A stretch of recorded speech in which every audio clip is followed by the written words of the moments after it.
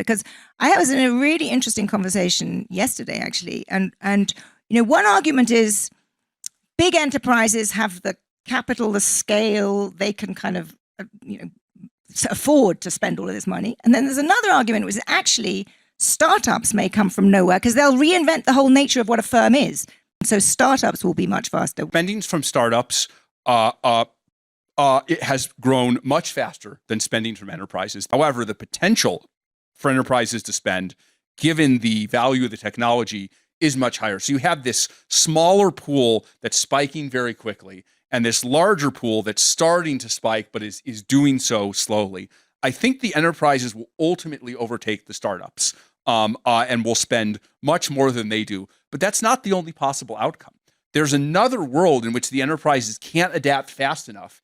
And we have a kind of massive industrial disruption of something we've never seen before, where across industries, just all the incumbents are knocked down one by these innovative startups that can adopt AI much faster. So either is possible. They kind of both lead to the same world, but they look different while they're happening. And what kind of time frame do you expect this in? I mean, if you have, the geniuses in a data center by 26, 27, over what kind of time horizon is every single industry completely sort of overhauled by this? Yeah. So one of the things I dealt with, I wrote this essay, Machines of Loving Grace. And one of the key questions it asked, it was focused on what are all the positive applications of AI, right? I've talked about a lot of, risks and dangers here, but what are the positive applications?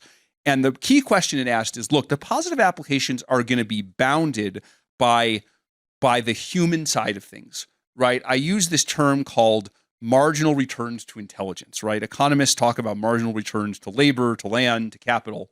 You don't usually think of intelligence as, it's connected to labor, but you don't think of it as an asset. So what happens when you max out intelligence, but there's still the physical world, there's still people, there's still laws, there's still logistics. What goes fast and what goes slow? It's related to this enterprise versus startup question, actually. Because enterprises are human institutions that do things a certain way, have existing customer bases, and the general thing that I concluded is kind of not surprisingly. It sounds almost obvious, but things will go fast in areas where markets function well, and in areas where things can be done digitally rather than physically.